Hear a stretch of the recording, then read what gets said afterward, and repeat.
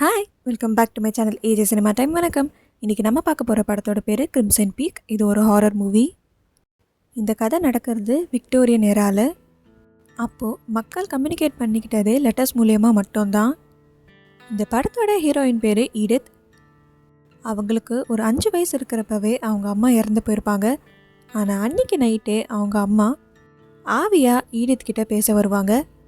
உனக்கு ஒரு டைம் வரும், அப்போது நீ கிரிம்சன் பீக் கிட்டேருந்து ஜாக்கிரதையாக இரு அப்படின்னு சொல்லுவாங்க. அப்போ அவங்க என்ன சொல்கிறாங்கங்கிறது ஈடித்துக்கு அப்போ புரியாது. அப்போலேருந்து ஈடித் கண்ணுக்கு ஆவிங்கெல்லாம் தெரிய ஆரம்பிக்கும். அடிக்கடி அவங்க அம்மா வந்து இதையே தான் சொல்லிட்டு போவாங்க. இப்போ ஈடித் வளர்ந்து பெருசாயிட்டா அவளுக்கு கோஸ்ட் மேலே இருக்க ஆர்வம் அதிகமாக இதை பற்றின கதைகளும் எழுத ஆரம்பிச்சிருப்பா. ஈடித்தோட அப்பா ஒரு பெரிய பிஸ்னஸ்மேன். அவரோட ஒரே பொண்ணு தான் ஈடித். ஈடித் அப்பாவோட டாக்டர் ஆலன்னு ஒருத்தர் இருப்பார்.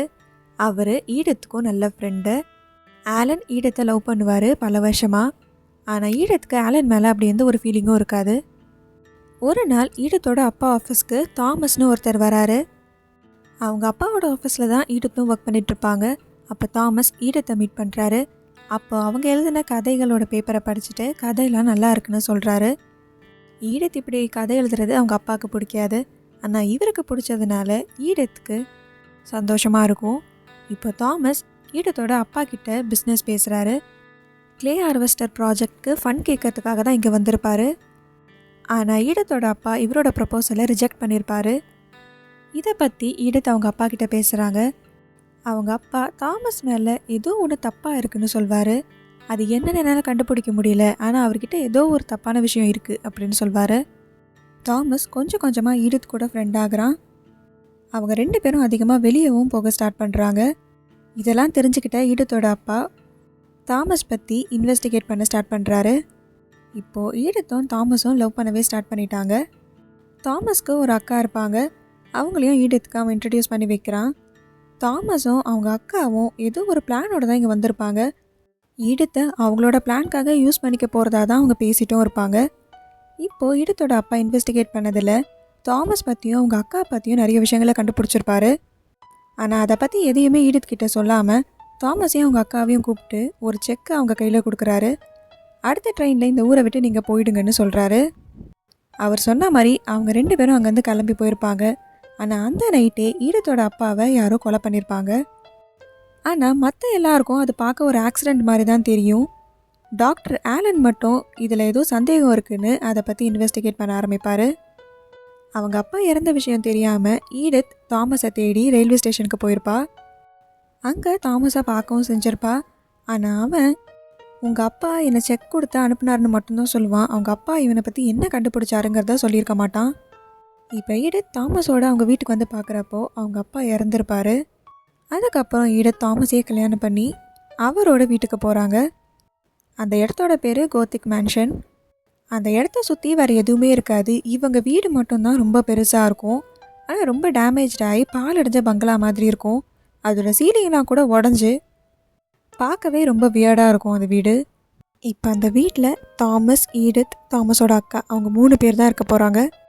அந்த வீட்டுக்குள்ளே போனோடனே தாமஸ் ஈடித் கிட்ட ஒரு விஷயந்தான் சொல்வான். அந்த வீட்டோட பேஸ்மெண்ட்டில் இருக்க எந்த ஃப்ளோருக்கும் ஈடித்தை போகக்கூடாதுன்னு சொல்லியிருப்பான். ஆனால் ஒரு நாள் நைட் ஈடித் அந்த வீட்டுக்குள்ளே நடந்துட்டுருக்கப்போ அவங்க கண்ணுக்கு ஒரு பேய் தெரியுது. அது இவங்கள துரத்திட்டும் வரும். அதுக்கு பயந்துட்டு இவங்க லிஃப்டில் பேஸ்மெண்ட்டுக்கு போயிடுவாங்க. அங்கே ஒரு லாக்கரை பார்க்குறாங்க. அதில் என்னோலான்னு எழுதியிருக்கோம். ஆனால் அந்த பேரில் இந்த வீட்டில் வேறு யாருமே இருக்க மாட்டாங்க. இவங்க இப்படி பேயை பார்த்ததை பற்றி தாமஸ் கிட்ட அடுத்த நாள் காலையில் சொல்கிறாங்க. ஆனால் அவர் இதை 100 வருஷம் பழைய வீடு, நிறைய பேர் இந்த வீட்டில் வாழ்ந்து இறந்துருக்காங்க அப்படின்னு சொல்லி அதை ஒரு அசால்ட்டாக எடுத்துப்பார். தாமஸோட அக்கா டெய்லி ஈடித்துக்கு ஒரு டீயை கொடுப்பாங்க. ஆனால் அந்த டீயை ஈடித் தவிர அந்த வீட்டில் இருக்க மற்ற 2 பேரும் குடிக்க மாட்டாங்க. அந்த வீட்டுக்கு வந்த கொஞ்ச நாள்லேயே ஈடித்துக்கு உடம்பு சரியில்லாமல் போகும். ஈடித்துக்கு அந்த வீட்டில் ஏதோ ஒரு ரகசியம் மறைஞ்சிருக்கு அப்படிங்கிறது தோணிக்கிட்டே இருக்கும். அதை கண்டுபிடிக்கவும் ஆரம்பிக்கிறா. அதே டைமில் ஆலன் தாமஸை பற்றி இன்வெஸ்டிகேட் பண்ண சொல்லியிருப்பான். அப்போது அவன் ஒரு அதிர்ச்சிகரமான விஷயத்த கண்டும் பிடிப்பான். தாமஸ்க்கு ஏற்கனவே கல்யாணம் ஆயிருக்குங்கிற விஷயத்த. ஈடித் அந்த கோஸ்ட்டுக்கிட்டேயே பேசி அந்த வீட்டில் என்னெல்லாம் நடந்ததுன்னு தெரிஞ்சுக்க ஆரம்பிக்கிறாங்க. அதே டைம் ஈடத்து உயிருக்கு ஆபத்துன்னு ஆலனும் ஈடத்தை தேடி வர ஆரம்பிக்கிறாரு.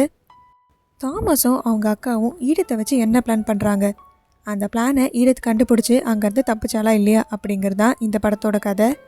இந்த மாதிரி மூவிஸோட ஸ்டோரி லைன் பற்றி தெரிஞ்சுக்க நம்ம சேனலை சப்ஸ்கிரைப் பண்ணிவிடுங்க, பக்கத்தில் இருக்க பெல் ஐக்கானை கிளிக் பண்ணிவிடுங்க.